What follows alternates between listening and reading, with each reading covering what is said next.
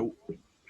Welcome back to another episode with the Art of Football 365. As you can see, I'm representing our t-shirts we just dropped. So if you haven't already copped one, stay tuned for the next drop with the second order for our merch. Very appreciative of everyone who took the time to purchase one. We sold over 30 t-shirts, made some good money, and that money will be put to good use. As you can see, we're joined by another guest this week, another baseball player, actually. We've done couple baseball players. We did Jack and Cam and Gannon. Now we're doing Johnny, Johnny Oliveira from Florida. So it's a little different, little geographic location. But he was a teammate of mine at Highland Community College. We played baseball together there for a year, although it was cut short due to COVID.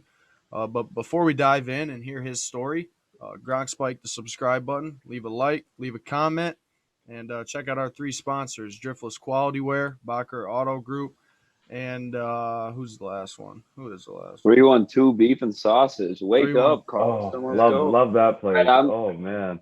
That's tough. All right, I'll just take it over since you're not awake yet. But Yeah, come on. we're gonna go dive right in, Johnny. So, going from Florida, the atmosphere is a lot different, obviously, than Northern Illinois. And you came up to Highland in the fall of 2019 to play baseball. Just kind of talk about the humbling experience, facility-wise, just all that type of stuff. What's compared to what you're used to being around the Florida area and that atmosphere of ball. Yeah, so I came in, I was just expecting, I didn't know what I was expecting. I'd never been up north, and what was it, Carlson? It was October time it started snowing. I think I saw snow for the first time with you, and I was like, wow, this is just completely different. But down in Florida, everything's outside all year long. Like, even when it gets cold, it's like 40, 50 degrees. But it was different going to the cages all the time and just being inside the whole time and like being outside. It was completely different. It was a different view of life for me, especially playing baseball.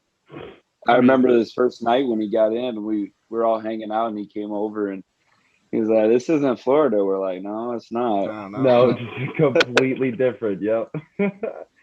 See, you know that Johnny doesn't live in the Midwest area when he says that some snow was coming in October, because most of the time we're not really getting snow till November, late November, kind of December. Not really around that October range. But I mean, you were close. But it was close. Yeah.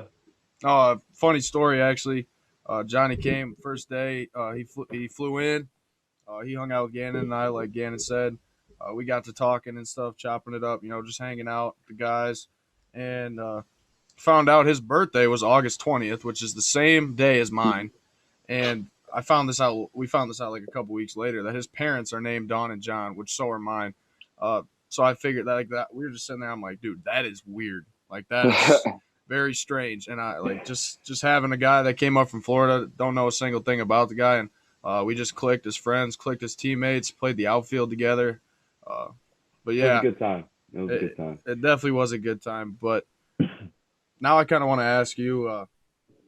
You said before you came to Highland, you didn't have any offers or whatever. So how did that? You weren't on a team yet. You didn't have the offers, but so how did that come about with Coach Fegan reaching out to you? For coming to Highland? Yeah. Well, it was Hunter yeah. Weinberger was he was on the team the year before me, and I had nowhere to go. I mean, nobody took a chance on me. My grades, I was sitting out a year because of my other JUCO, and Hunter reached out and he said, "Hey, you have a player that could probably play here." And Fegan reached out, and I was like, that's my only opportunity. I'm gonna take it. So I stayed humble and I went to Highland, and I don't regret it at all. And then I met you guys. I remember Hunter because I would go work out with Bryce my senior year up at the facility with you guys when Bryce was his freshman year at Highland. People were hitting and stuff. He's a good dude. He still reaches out on Snapchat and stuff. Yeah. But that's how it is. A big guy. Yeah. He's a big dude.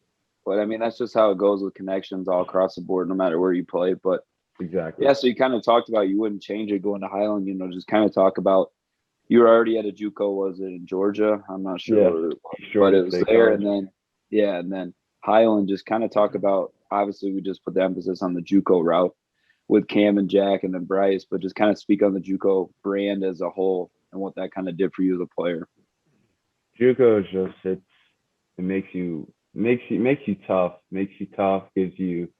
Gives you that grind feeling. It's just like it's everything. It's everything. I mean, you just learn a lot from it. It's just a really good experience. Like I said, it really does make you tough. It gets you to understand life a little bit, not just on the baseball field, off the field too. It's just a lot of valuables that you learn from JUCO that I never regret it. I mean, it's just a great learning experience. If even if I had a 4.0 GPA, 3.5 GPA out of high school, I'd recommend to all younger people just go to junior college first. Just go to junior college first. You're gonna go to these big Division I schools as a freshman, and it's like you most likely won't play. You're just most likely not gonna play. You're gonna develop more at the junior college level. You're gonna get your playing time. You're gonna get your working time in, and that's just the route to go for me personally, I think, and I think for a lot of younger people too. Oh, I agree 100%. And that's kind of what we nailed on the last episode with Jack, Cam, and myself talking about the JUCO route, JUCO bandit lifestyle. JUCO is definitely, regardless of where you go, it can be in the middle of nowhere, especially for Johnny in Freeport, Illinois. But regardless of where it's at, you're going to get the same thing out of it that you'd get at any other JUCO, regardless of how big the facilities are, how many fans you have show out to watch you play. The memories you make with those dudes, like you'll never forget that for sure. But I want to ask you now, Johnny. So we touched on the cold. We touched on the weather and the. What you got for me, Carlson? All right. So I want to ask you first game you played, and it wasn't the first game, but one of the games I think we were in. It might have been Rockford. I'm not 100% sure. Was it where I hurt myself? I don't know. It could have been. You hurt yourself a lot when it was cold out, but yeah, I've noticed that's a common theme with Florida guys playing in the cold, or just Southern guys in general. But what was that first game like when it was absolutely freezing? Like, what was running through your mind? Did you in the back of your mind did you think, oh, what am I doing here? There's no way I'm going to hit a ball. There's no way I'm going to field a ball. This just hurts, or what was going through your head? First thing I was thinking was, wow, this is miserable. Second thing I was thinking was, what do I do? I mean, I got to wear long sleeves? Do I wear extra protection, like extra compression pants, or like two things of sleeves? And then the last one was probably just like trying to relax and just play the game, even though like how cold it is. And I felt like after the first or second game, I kind of got it down a little bit, but it was still like something I was always thinking about, like, especially if you hit a ball and you get jammed. Oh my God. That's terrible. It hurts so bad. Bad. It's a terrible feeling. You guys, you've been doing it your whole life too. Mm-hmm. Yeah. Well, before Gannon asks you a question, I want another little side story. When it was getting cold out, Johnny came along to one of my brother's football games in the playoffs, and this man, he shows up. Is that when Cam and Nut went too? Oh yeah, Cam Nut. That's a funny side story. They went with. That, that's a different thing. Yeah, but okay, that's a different. But Johnny pulls up and pick him up. We're driving there. I know exactly what you're gonna say. I don't even notice it, and then I get there, and like it might have been my grandma or my aunt or somebody. They were like, "Dude, where is your socks?"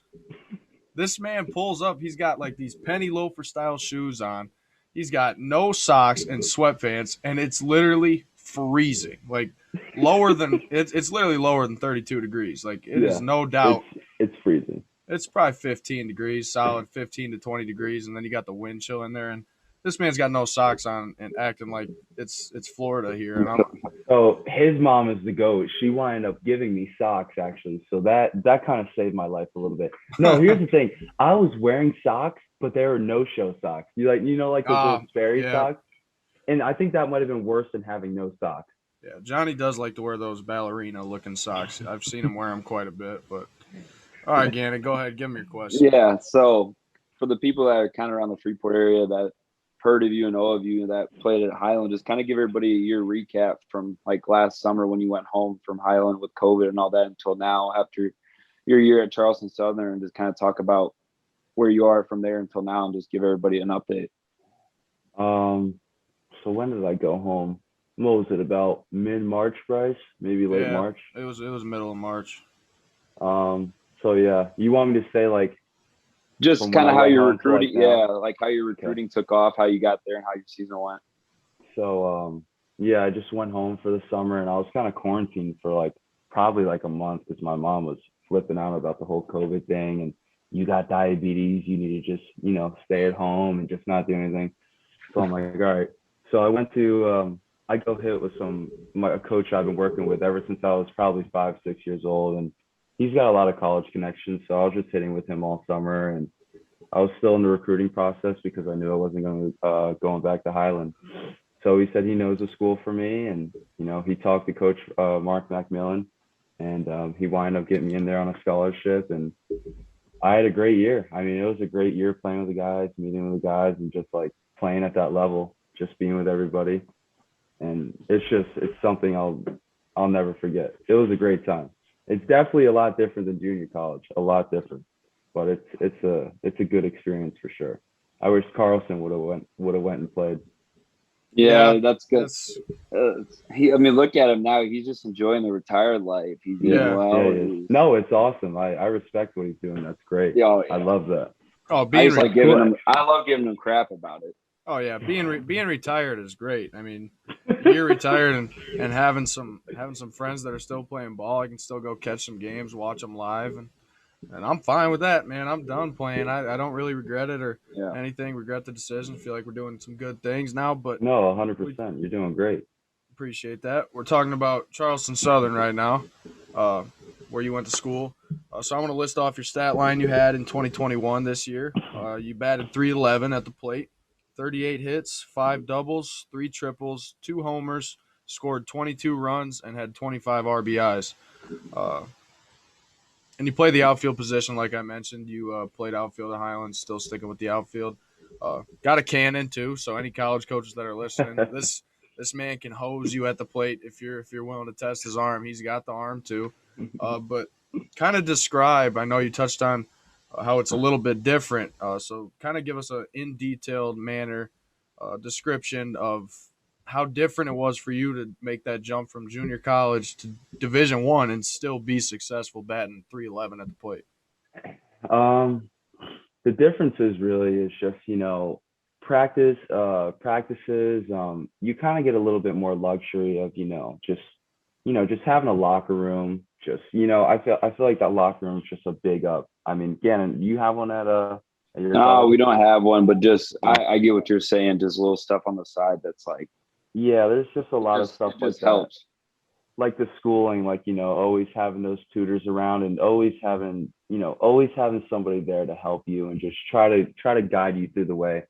Practices are just a little bit more organized, they're just more, it's not just hitting and just, taking some BP and just fielding ground balls. It's definitely just like organized the way you do things. A lot of small stuff like PFPs and just little stuff like that really makes you think. And it's mostly mental. They talk about the Division I level, every at bat, it's not your physical abilities really, it's your mental. It's like how you approach, how you step up to the plate.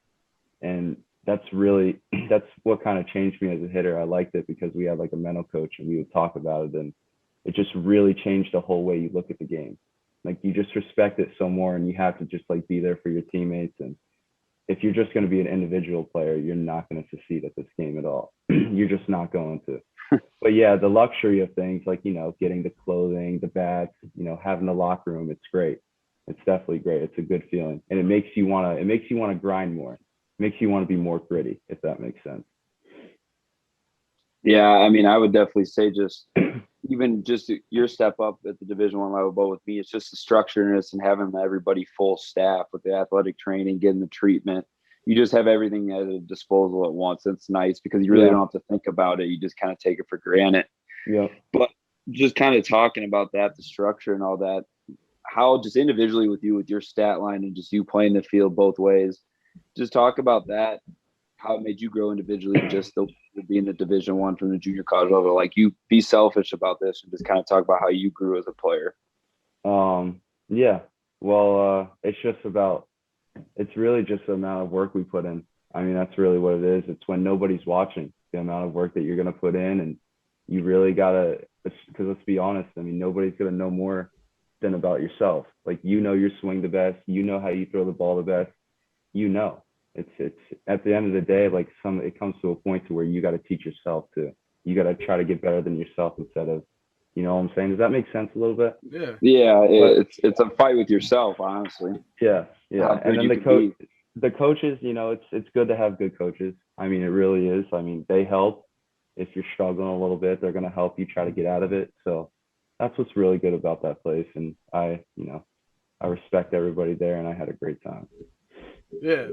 So we touched on Charleston Southern and all the JUCO experience and stuff. So I don't think I ever really asked you this when you were in Freeport and stuff like that. But who would you say are your biggest Major League Baseball influences? Who do you kind of break down their swing with? Watch maybe some YouTube videos, watch highlights. Favorite team to watch play. Who is a player that you admire most and kind of not shaping your game around, but kind of looking at this, looking at that, and using it to get better? So my favorite players always been David Wright. My favorite team's always been the Mets. But for the past couple of years, even when he was in minor league ball, I always really liked the look of these two guys. It was always Vlad Guerrero Jr. and it was always Bo Bichette. Because I kind of like to compare my swing to Bo Bichette a little bit. And that's the guy who I've really been looking past for the last couple of years because he's just a great ball player. And he talks about like the mental game a lot. And I really started the past year. I really started like taking seriously with the mental game because it's super important. Yeah. So that's definitely my guy. Bo Bichette's my guy. For sure. I think it's before Gannon rolls out another one. I think it's very important to for younger athletes or guys that are in college to still have a role model they can look at, a professional player they can look at, and not necessarily model their game around them, but just uh, learn some tips from them while watching a swing video or learn a new drill that you can do on your own, whatever it is. So any younger athletes out there listening, do your homework on these older athletes that are out there playing for you for your entertainment every night.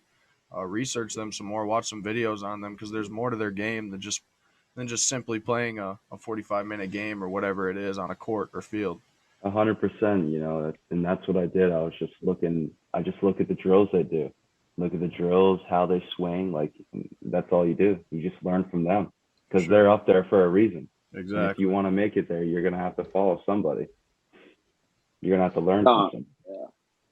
No, you're 100% right. But just the mental side, I just started reading this book when I got to summer ball, and it's called The 10-Minute Toughness by Jason Selk. And he was like the mental coach or whatever for the St. Louis Cardinals for years. And he was, I think, a former NFL player himself. But just reading that and just taking notes, it really goes a long way. Just reading about professional guys that have been there, done that. I know Tyler Glasnow's a big guy for Tampa Bay that's gone through some stuff and has worked on it and gotten through it. But just kind of talk about what's a fun fact about you, Johnny. You got a colorful personality. Just kind of talk about some of the off the field. What do you do in your free time to kick it with the boys, and what do you do to have some fun? I mean, love hearing this. Yeah. Me and the boys, we just, back in Florida now, we're all together. We like to have fun. I mean, we really do. I mean, when I'm not, I like to start my day first with, just getting my baseball done and working out, just doing everything I have to do, just handle business. But I like to go fishing a lot. We like to go out a little bit. Like we like to go downtown Tampa, downtown St. Pete.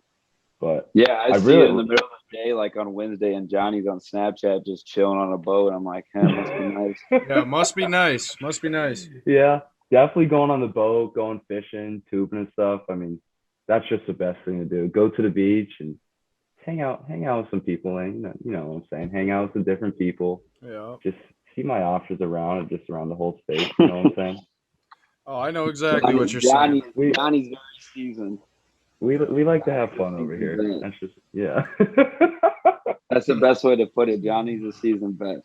Yeah. All right, Carlson, what do you got? I like this. See, I don't even know if I can keep going after that comment right there. Yeah. So I want to ask you now. So you're done with Charleston Southern. You're moving on from that team.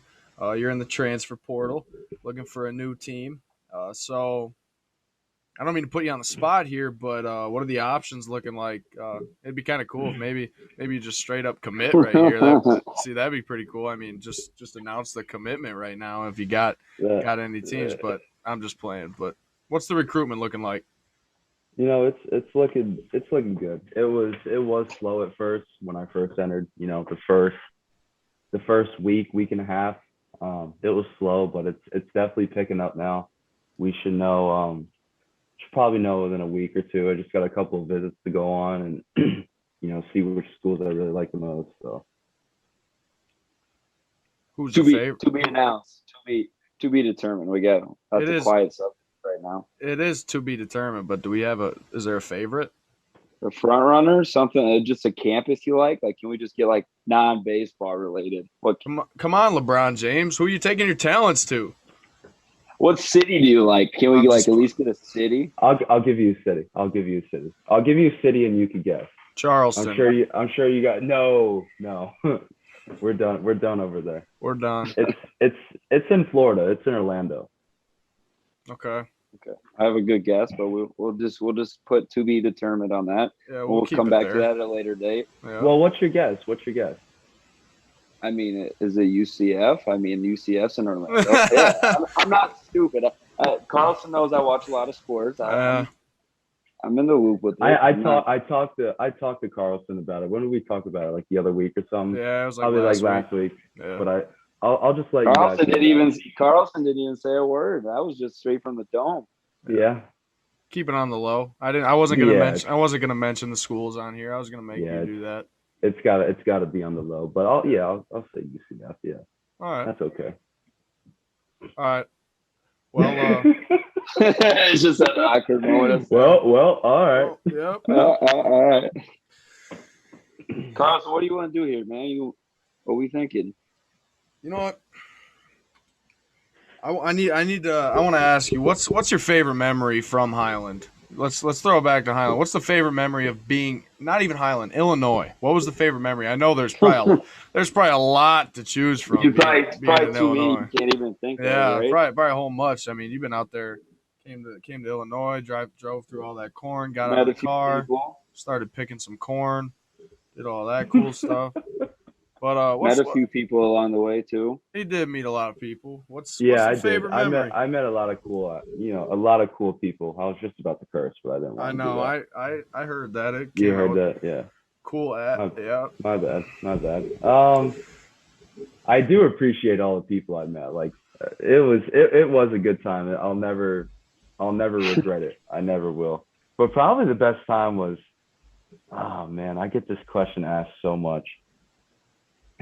Probably when you picked me up from the airport in January, and then we just had a great day after that. Oh, that was a great day. Me and Josh. Phenomenal day. Didn't you guys go to that bouncy park or that music? Yeah, we went to a trampoline park with a bunch of random stuff in it. And then we came back, went over to my grandma's house for a little bit, did some stuff there. And then we went over to Johnny's house. Had some fun there. we just had a great time. Oh, it was a great time. Yeah, it was. Sure. That was fun, dude. That was really fun. I'm picturing it all in my head right now. Like, wow. Yeah. Only if Bryce wasn't a sim, but. Oh, so okay, we're gonna bring that up. All right. I'm just kidding. All right. What do you got, man? Ask me some more questions, man. Come on. Yeah. So let's see. You see yourself. How many more years left of eligibility you got? 2. So 2 to 3 years from now, you'd be graduating post college ball, maybe a year.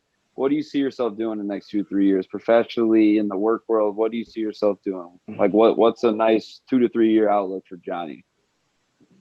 Honestly, doing, real estate or probably selling insurance. Something where I could just talk a lot. Mm-hmm. Or no pro ball. I mean, well, yeah. I thought you were talking about just after base. Okay, but yeah, that's the dream to definitely play pro ball. Like I want to get drafted. I want to achieve it. I want to play till I can't play no more. Mm-hmm. But if not, I mean, it's probably going to be real estate, selling insurance. I even want to become a baseball coach. I mean, I really do. I would love to be a college baseball coach and just make it up in a world like that. But I know it's super tough to do that. Super, super tough. So we'll see what happens. Yeah, well, any job that you choose, it's got to be a job that you can be able to talk a lot because you love to hear yourself talk. You love to hear yourself talk. I do. But so you said you're a Mets fan, but you're rocking the Tampa Bay hat on there right now. So if you did make it to the league, who's the team you'd love to play for? I mean, obviously, I'd play for anybody, but the Mets, 100%. Okay. The Mets are probably the Cardinals. Cardinals, I like it. Oh, I like it. God. Probably the Cardinals, to be honest. I'd rep the jersey. I'd rep the hell out of that jersey. Oh, I know. Oh, I know you would. I'll get you one. You too, Gannon. He said, "I'll get you one too." I'll get you one. Don't you boys worry. Let's make that happen first, though, huh? Yeah, it's just I hope the body can stay intact, man. I don't know about you, but the body goes through it more and more each day. And that's I forgot to mention that earlier. Just like when you were talking about the stuff of like where I was at, like the athletic training too. I'm sure you have a great athletic training staff too. Just dude, even at the weight training, our warm ups, like pre stuff, home rolling. I mean, it's the band stretching, the Theraguns, the treatments, the massages. The massages, dude. The massages and the cupping. Yeah, I do a lot of cupping, and then I kind of dabble with dry needling this spring on like a little hammy thing that I got from running, but I don't really like that. But the cupping, and then I just get a lot of heating and stem on my arm. Yeah. I like that. We had some guys do the dry needling, and they loved it. But I was like, how are you liking that? It just looks uncomfortable. I mean, people are just sitting here and they got like 5 needles through their forearm. Yeah, or in their back or their neck. It's like, dude. I got it on my the back of my hammy where I couldn't see it. Like I was laying down. I was like, that's the only. I mean, it doesn't feel it. It's more just the looking, like the facial stuff, because some people get in their hands for like if they broke a bone or something. Yeah. But I just keep trying stuff because I got to use it. I can't just go. Yeah. Get loose. You guys keep talking about your luxury with getting massages and everything. Just wait till you retire. The pain will start kicking in. You're not having to play every day. Oh, the pain is there. The retirement pain is there. Bryce, you want me to come fly up to Illinois and give you a little massage or something? Yeah, I'm going to need a massage. My shoulders, I mean, I'm telling you, I can't even throw a football longer than 10 minutes now. Dude, the arm is just torn, man. You working out or what, man? What's going on? Give me a little bit. Give you a little bit. So you haven't sniffed the gym in about a couple months, huh? It's been a couple weeks, maybe a He'll month. He'll get on his 1 week workout plan. Like I'm running these couple miles a day. Like I'm gonna get in it, and it's like But we'll get back on it. Yeah, we'll do. But thank you, Johnny. We're gonna probably wrap this thing up here soon. But appreciate it, brother. Man, this was fun. I appreciate y'all having me. This was a blast. Fun. All right, my last question is, what's your advice for us as a podcast? I don't know if you watch or listen to podcasts, but what's your advice to help us grow this? How'd you feel the show was, and any other advice you got? Honestly, I think so. I watch a lot of podcasts and stuff, and I think you guys just need to keep doing what you're doing. Just keep staying consistent with it, and you're eventually gonna grow. You're doing great with your ads and everything. Like you're posting it. You're active on social media. You guys ask good questions. You make it difficult for me, but you guys are good. You guys are good at it. You do this good. So I recommend just keep doing everything that you're doing, guys. I mean, it's really good. It's phenomenal. I enjoyed it. Man. I really did enjoy it. And I'm sure everybody else that's been on your podcast really enjoys it too. It means a lot. And you guys are just two great guys. So, I mean, really just talk to me. I'm sure we could do this all day. Let's be honest. We really could. We could talk for 5-6 hours. Like we really could, but that's a long time. Oh, long time, for sure. That's a lot of stuff that a lot of people don't need to hear about. Yeah. I mean, we could sit here and talk about life. Just we know. We'd have to not be recorded for that, but facts. No, but seriously, keep doing what y'all are doing. You're doing great. Yeah, I appreciate that, y'all. Man. Appreciate you joining us. It was a pleasure to be able to play a year of baseball with you, become friends with you, become a brother. I appreciate it, and I hope to see you in the major leagues one day, which I know I will if you keep grinding, keep that same mentality, that grit you got. Appreciate that. I know you can do it. I know you can make it happen. So you heard it here first. This man's going to the league one day. Much love, boys. I appreciate it. Oh, yeah. Appreciate it, man.